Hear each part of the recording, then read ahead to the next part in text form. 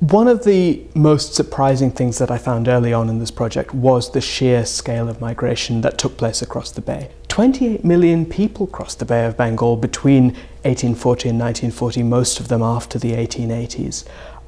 If you look at the statistics of the number of people who crossed the Atlantic between 1870 and the 1920s, and you compare that with the number of people who were moving around the Bay, it's a comparable figure. We're talking about one of the great migrations in global history around the turn of the 19th, early 20th century. That colonial connected world of the Bay of Bengal was a world in which people moved quite freely, but these were very hard journeys. I mean, if you look at the mortality rates of that first generation of migrants, those who moved in the 1880s, 1890s, up to 50% of those who went out never returned. They died on the plantations. And that inevitably shapes the collective history, the collective memory of this group of people who crossed the Bay, which is why I say that the historical perspective from that region is actually very interesting, because there are strange historical echoes and parallels that come out of a lot of these contemporary discussions, not the least of which is this fear that many policymakers have that climate change, environmental change,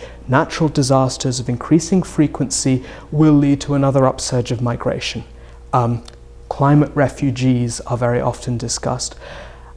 And what you don't get from a lot of those discussions is a sense that this is a region that has been connected in other ways for a very long period of time. And most historians of migration, because of a focus on diasporic identity, because of a focus on migrant culture, have been very uninterested in the question of the environment, and in fact have been quite wary of dealing with environmental issues because, for understandable reasons, they want to avoid a kind of environmental determinism. The perspective I took in this book was slightly different. I mean, the question I asked myself is, what would it mean to think of these migrant workers as themselves agents of environmental history? Not always conscious of it, but possibly more conscious of it than we might think, to the extent that that is how they tell their stories. The fact that they have a very clear narrative of their own of environmental transformation. That was actually a very important way in which they remembered their journeys.